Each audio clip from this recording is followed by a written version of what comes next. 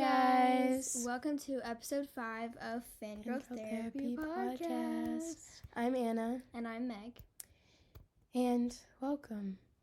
Oh my gosh. What's going on? What the heck? My voice is being weird today. I'm like a little bit sick. I don't really know. It's Halloween. And it's cold. Sorry, if you hear any squeaking, that would be Anna's I'm sitting bed. on my bed. Yeah. It's cold and rainy outside, and it's so nice.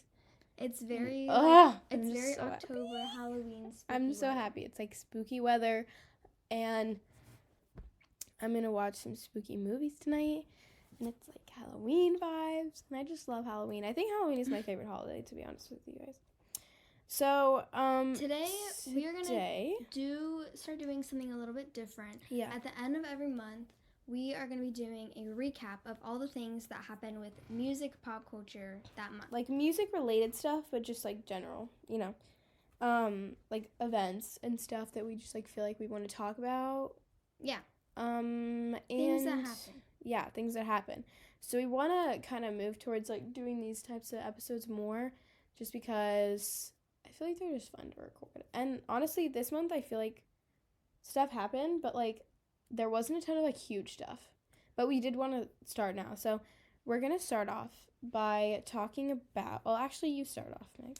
Okay, so we're going to be starting off talking about Noah Kahan because he has a song called Halloween, so it's just finished. Yeah.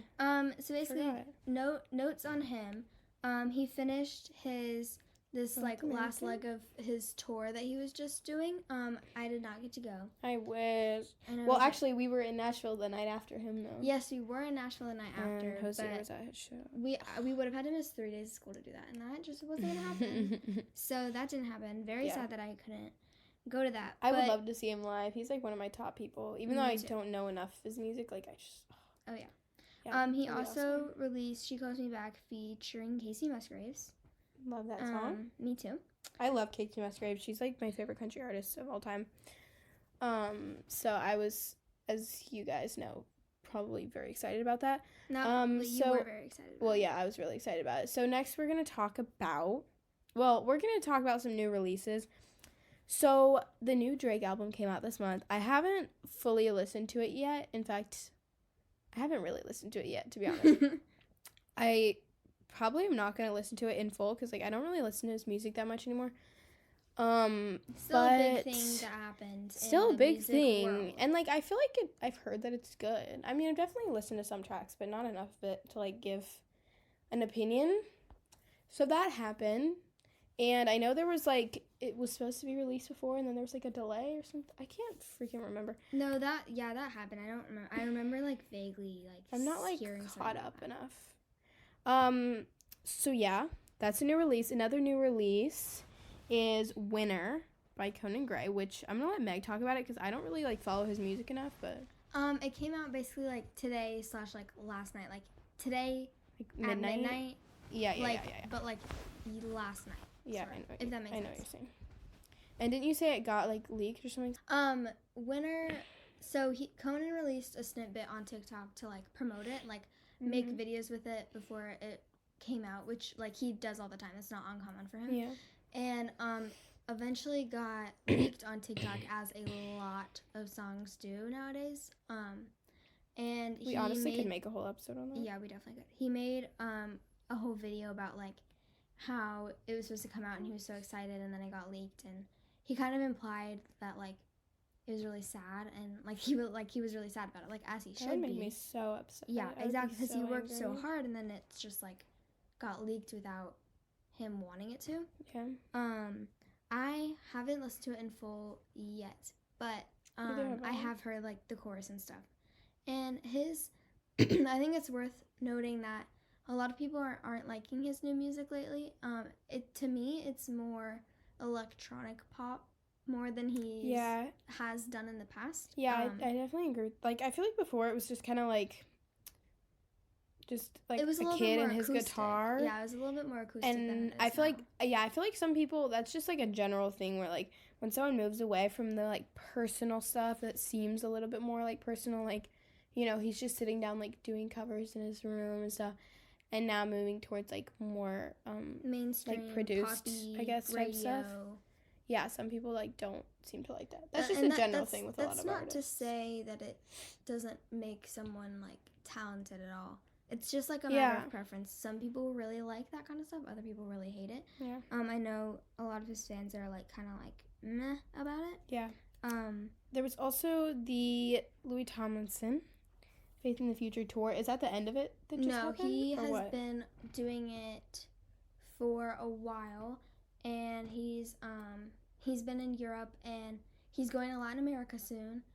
So is this just an update on it? Yes, it's just been a huge success, and I think it's something that should be talked about more. Mm-hmm. I think as a society we should talk about him more, because he has so much like potential, and like it's just like he's just kind of crazy, and I feel like we underestimate that man a lot, because he's playing venues that Harry played like a couple years ago. Yeah, you're right, honestly. And so it's like kind of, it's cool. It's just cool to see like his growth over these past few years. Yeah, I think that's cool. Okay, next thing is The Voice season 24. Oh, yeah. The Voice is pretty much like the only really award show I'm thinking we're gonna cover. Or not award show, like, sorry, not award show. Reality show? Talent show thing, like, unless there's like some sort of singer who's been making like crazy headlines. Okay, so The Voice season 24, the judges are Reba, John Legend, Niall Horan, and Gwen Stefani. I love Gwen Stefani. I want to be on her team. Which is like a powerhouse of judges. Like, come on. Wait, you said who? John Legend? And Reba. Niall. That's good. I know. My favorite was when they had who was it? Gwen Stefani, Blake Shelton. Was it Ariana? Wait, wasn't Ariana on it for a little bit? She was, right? Yeah, I think so. And who else? John Legend. Taylor was a guest one time. Really? Mm-hmm. Like a judging guest? But I feel like Niall has been doing that for a while. Not like a while. He just did season 23, and now he's doing season 24. He won like, last season. I feel like he just like, I don't know. That's just something that he does. Well, it's something he's been getting into, because I think he's really good at it, and it makes sense that he's good at it. I mean, if you think about it, he went on one of those shows. Like, he went on the X Factor. Yeah, so he like understands he understands what these like contestants are going through, like their mindset and stuff. So he knows how to work with them to get them to like where he got to be. Yeah. He's also an incredibly talented person, so like he has a lot to teach, not just about experience too. Yeah, for sure. So there's a lot with that. His team is looking really good. All the other teams, like there's a lot of very talented people on this season. I need to watch it. I haven't. And I might watch it. I think that's worth noting. It's something that we'll come back to once the season ends. Talk about the winners a little bit. Oh, so this was the start just now. Yeah, this is like kind of the beginning of the season. They're doing the battle round like right now. Okay, interesting. All right, next, what's the next thing we're going to talk about? So next was ACL, which Austin City Okay, I was making sure I didn't actually accidentally say ALC. Like I did earlier. So ACL, Austin City Limits happened, and I'm kind of forgetting who all the headliners were. I mean, who love folk music like I do. And like, dude, ACL is like the biggest music festival in like the whole country, so obviously it's a big deal. Very big. Hosier and Noah both performed. A lot of very huge people performed. And it was a very big deal. The setlist, the lineup was amazing. I really want to go to a music festival. We had the chance to go to ACL if we were to get on a plane after our Hosier concert and go to Austin, but low-key that wasn't going to happen. Yeah, that wasn't going to happen. So I think some of the headliners, I know. So some that I'm just seeing, I know, Noah Kahan, obviously. Shania Twain, Foo Fighters, Alanis Morissette. I know Rina Sawayama was there. I really like her. Hosier was there, obviously. Hosier. Who else? Coil Ray. I'm just looking at their Instagram right now. Yeah, Shania Twain. Obviously Noah Kahan, which would have been like amazing. Oh, Suki Waterhouse was there. Mm-hmm. Oh my gosh. Oh, Niall was there. Duh. Sorry, that clap was really loud. He was there. Forgot that Niall Horan was there. Love that man. That's that clap like was really loud. Look how big. We Look started. how big the line is. Yeah. As we're recording, we can see like the levels of sound, like the waves. Yeah. And when I clapped, it was like really So really loud. loud. So sorry about that. Sorry. So a lot of very talented Nessa people. Barrett was there. Yeah, there was a lot of. That was a good lineup. Wow. Yeah. Maggie Rogers. Brittany Broski was also there, which And she interviewed Hosier. Did you see it? Did you see? She interviewed Hosier. Yeah, that's what I'm about to talk about. Oh, sorry. Which I think it's definitely worth noting that she was there because she got to interview Hosier, which has been a large thing in Oh my gosh. Hosier fans' lore right now because it was a really good interview, like probably one of the best ones that Hosier's ever. Actually, probably the best one. Like I feel like I can say that it was probably the best interview I've ever seen. I'm about to watch it, and it was really good. We got like he was very like happy to be there, and it was very obvious. Yeah. She's a queen. We love Brittany, and yeah. So that's it for Austin City Limits. Last thing we have to talk about. Oh my god, we're talking about 1989. 1989 Taylor's version. Can we? I mean, first of all, okay. Let's take a moment. So to appreciate. I'm gonna explain. So should we take a moment of silence? No, I think it's okay. Okay. They can pause it if they want to take a moment of silence. You can pause it for a moment of silence if you really want. So I set my alarm on that night. So basically, I had this like theater thing that was happening the next 2 days because I'm a theater kid. And I had this like acting thing that was happening the next 2 days, so I didn't want to like stay up too late because I really had to get sleep. So like I set my phone alarm, but it never went off at midnight. And then for some odd reason, my body naturally woke me up at 3:30 a.m. Oh. So I was like, you know what? I have to wake up at like 4:30 anyways. I'm just going to stay up this extra hour. And so I listened to it, and I had myself a fun little time. And then I didn't realize I was singing loudly, out loud. So I did wake up my mom and my brother. At 4 a.m.? Yeah. But they can deal with it. And we'll get into opinions in a minute. I mean, did you set a time? What did you do? I mean, sorry, not timer, alarm. I did set an alarm, and I woke up. I went straight to the vault tracks, listened to the vault tracks. I should have done that. Then honestly, I listened to Style, Taylor's version, and You Are in Love, Taylor's version, because those are my top two. Mm-hmm. And then I went back to sleep. And then I proceeded, because I hadn't gotten a lot of sleep last week, so then I proceeded to feel awful the next day and had to go home. Wait, what? Because you didn't have enough sleep? And I ended up sleeping like 20 hours. In a row? No, not in a row. But I came home and I slept for like 4 hours. And then I took another nap for 2 hours. And then I got 10 hours of sleep that night. Wow, high five. Thanks. Yeah. There were also other factors, but it's okay.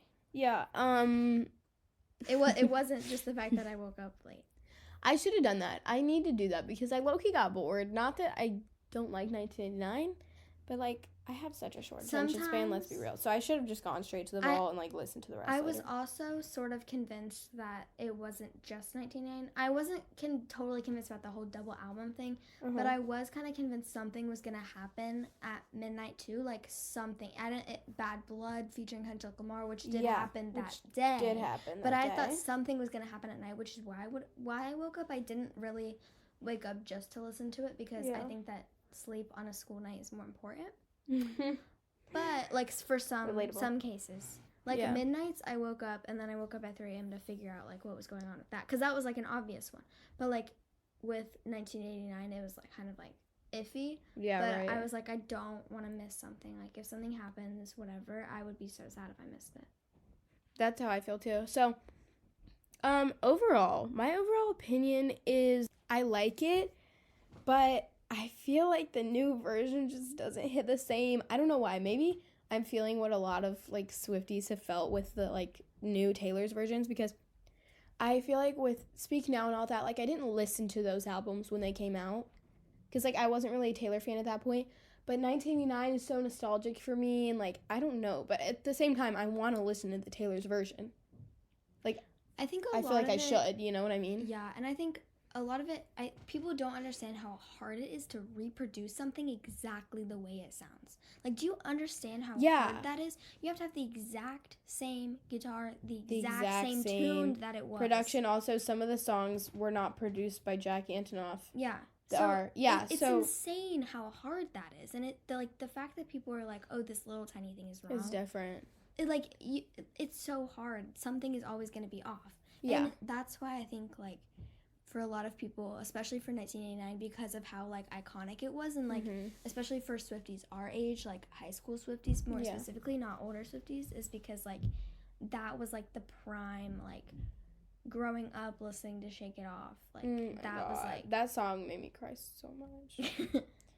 That was like what that was our like Tim McGraw, if that makes sense. Yeah. So I feel like at the same time, like I understand obviously it's not gonna be exactly the same, but that's kind of my opinions, and I want to talk about the vault tracks. Oh yeah, because I haven't like digested it enough to give my full opinion. My faves for sure are Is It Over Now? That's what it's called, right? Yeah. Did I mess it up? And Now That We Don't Talk. I also haven't listened to Bad Blood yet. And like, oh, it's so good. Is it really? Yeah. Is it similar or different? It sounds the same to me. Yeah. I really like Kendrick Lamar. He's one of my favorites. Did I notice slight little things that are different? Yeah. But do I know that once I listen to it and I don't listen to the stolen version, will I notice in the future? No. Yeah. It's not that big of a difference. It's really not. And I think people just need to keep listening to it, and then you won't even, like, your ear won't even have that, like, something's wrong here. So, I don't know. You said that you think these are the best vault tracks, correct? Is that what you said? Well, there's the red vault tracks. I was going to say. I'm not sure if if this can compete with red vault tracks, but I think these are, in my opinion, way better than... Is it over now and now that we don't talk? Sorry, but speaking of vault tracks, we're not as good as these. I agree with you. My Fearless, favorite. What was Fearless vault tracks? Wait, I just want to look so I can refresh. Yeah, I would say red vault tracks were like very. They were so literally good. Elite.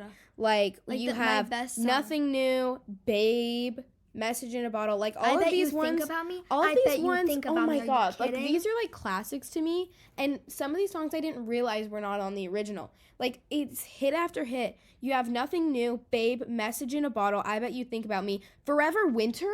That is one of my favorite Taylor Swift songs of all time. Not even to mention the very first night, All Too Well, 10-minute version. Let's be. Okay, that's not even what we're trying to talk real. About right and now. There's 30 songs on this album. I'm sorry. Okay. No. Refocusing. Sorry. Is It Over Now and Now That We Don't Talk? Those are my faves. Okay. My favorite vault track is Slut. And I know that's like, honestly, I haven't heard a lot of people like saying that this is their favorite, but honestly, I really think it's my favorite. I was really pleasantly surprised by how it sounded, and I love the like clink clink. Yeah, it like sounds like she's clinking. I love it. Yes. One of my favorite things ever is when a lyric is when like onomatopoeia. Music sounds like the lyric. Like when words sound like music, or when music sounds like words. Yes, I know what you mean. I don't know how to describe it, but like I know what you mean. Like the way that like and like a lot of people do that. And there's songs like Hosier did it in All Things End. I think when he says that's like my favorite Hosier song. Silence. What is it? And then all the music cuts. There is no silence. And there's yeah. Also, I love and we will again. Is It Over Now? Not the biggest fan of Suburban Legends. Me neither. It's still a great song, but I don't. It's just not as top tier as the other ones, in my opinion. When I first heard Say Don't Go, I like disliked it, but I need to listen to it again because maybe I'll like it more. I feel like with Slut, it's like the most hyped up, obviously, and I feel like that happens a lot of time. Like the one that's the most hyped ends up not really being the fan fave, you know. But it is for me. But like, for you, I still like it. I was like, But the thing is, all of these songs, these vaults, they don't sound like 1989 to me. They sound like Midnights. They sound like Midnights. Like the production, I mean, I could play it out loud right now and think Midnights because the production is so Midnights, and that could be, whatever reason. Also, when I first heard, wait, let me listen to this real quick. Okay, can I say something? When I first heard Now That We Don't Talk, I was like checking because I was like, this has to be co-written or something by Lorde because it sounds. Yes, I thought the same thing. So Thank Lorde you. vibes. I was gonna bring that up, and I'm so surprised no one else. I've never seen anyone else talk about it because. So. Thank you. Like the intro, the little. Yes. And I was literally, because I kept on getting green light stuck in my head. Yes. I was like, why is green light stuck in my head? That's why. It's so because that Lorde song vibes. is Like, the production is so similar. And did you notice? Okay, I kind of noticed this. That made me really happy. Like, I'm glad that someone else picked, got that. And I kind of noticed this. I don't know if I'm crazy. I feel like as I was listening to these tracks, not the vault tracks, but like these ones, there was like this like ringing. Maybe my ears are messed up, but I heard this like droning, ringing almost noise like in the background. That's just you. I would have to wait. Just like no. Wait, I didn't mean to do that. But like I don't know. Maybe it's just me. But yes, I definitely agree with that. Production is very Midnights. I want to add something about why I think the production is more Midnights. Mm-hmm. Here's my 2 cents. I could be totally wrong. I'm not a music producer myself. But here's what I think. I think that when these vault songs are extremely personal and targeted. Oh, I love that. There's no denying that. I love it. Here's my thought process behind why it sounds like this. So, I'm picturing Taylor 10 years ago writing these songs, and when she was writing them, she definitely didn't finish them. I don't even think they were close to being done because I think she realized how personal it was getting or how like targeted, and she was like, I can't release this anyway. And I don't even believe that there probably wasn't even like a good demo, or if there was a demo, there probably was a demo, but I think that the demo must have been really different and like really unfinished, really like not bland, but like just her and like a piano, let's just say. Yeah. And I think that she brought the new production that she has been doing onto these songs. And I don't think because they were unfinished. Like yeah, I agree with you. That is my 2 cents. Yeah, I definitely agree.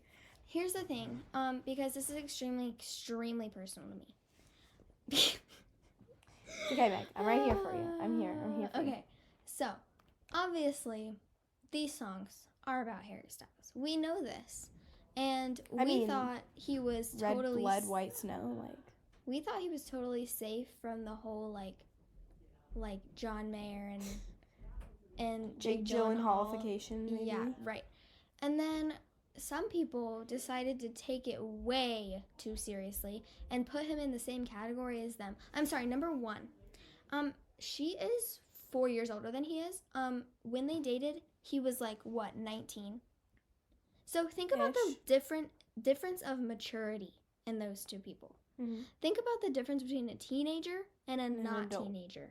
Like, she was an adult. She had been in the real world for a while, and he was just baby. He was baby. He was a teenager still. Yeah.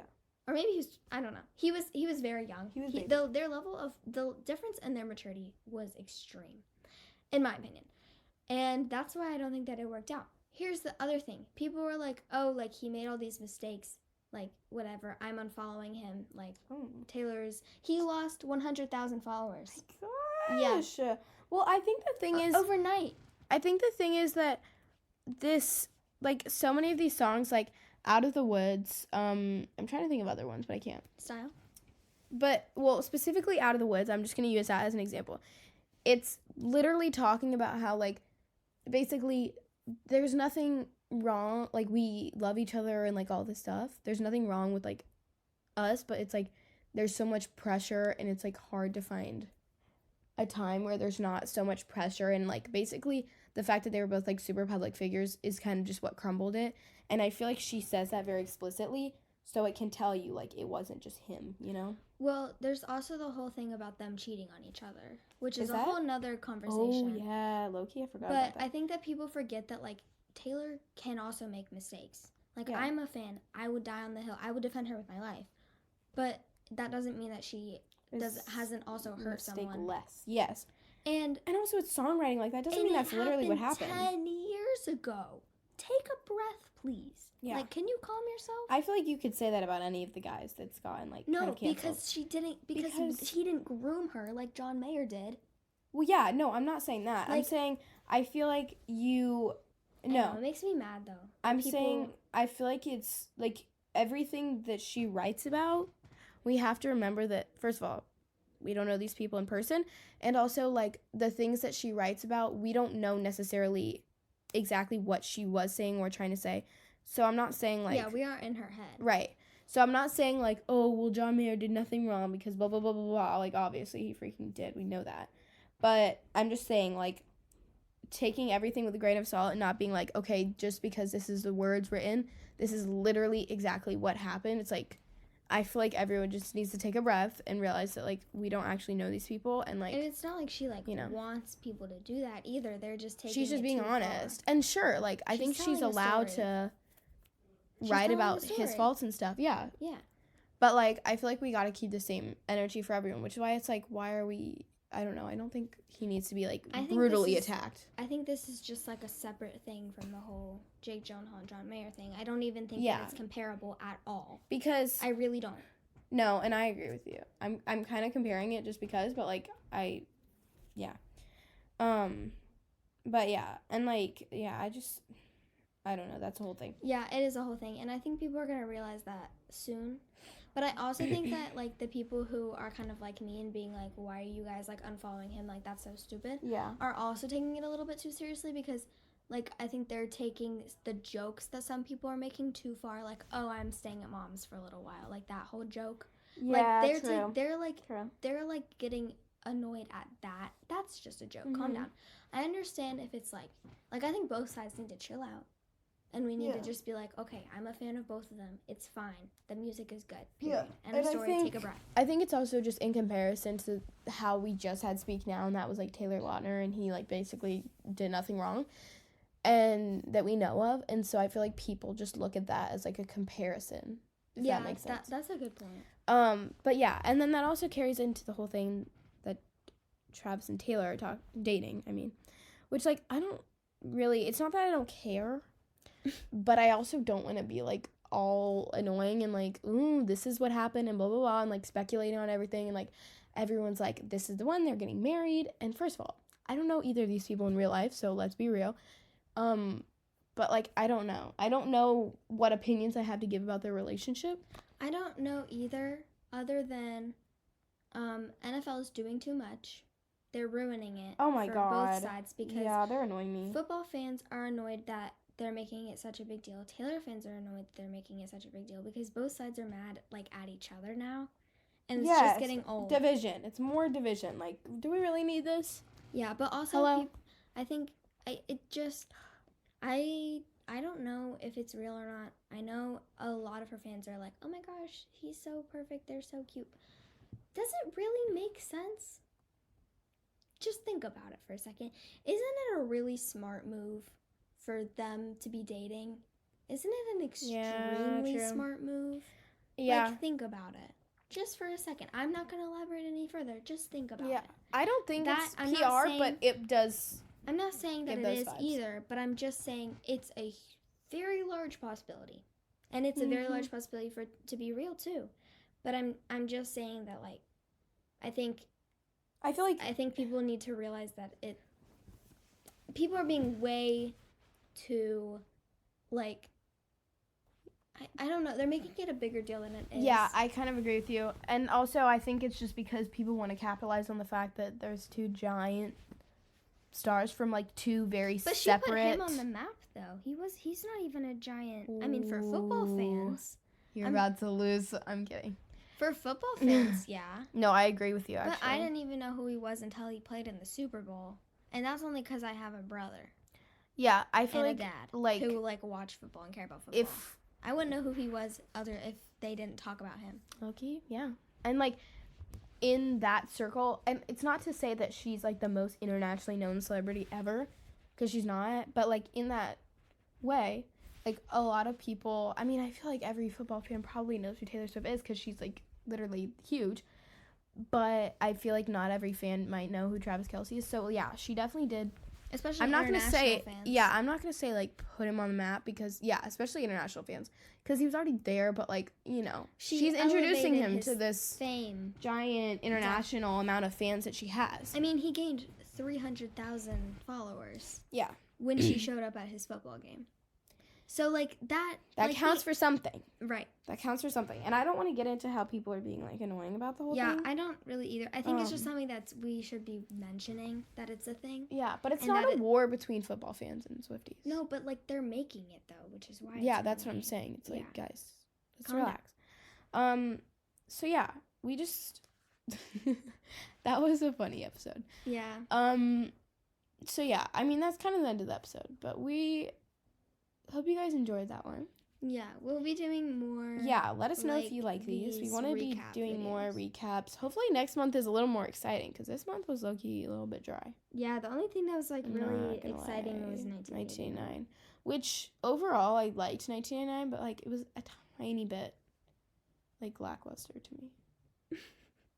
Maybe it's because I'm just like tired right now and like Anyways, go listen to Halloween by Noah Kahn and have a great fall. Happy Halloween! Well, this is coming out after Halloween, but we hope you had a happy start to November. Yeah, we hope you.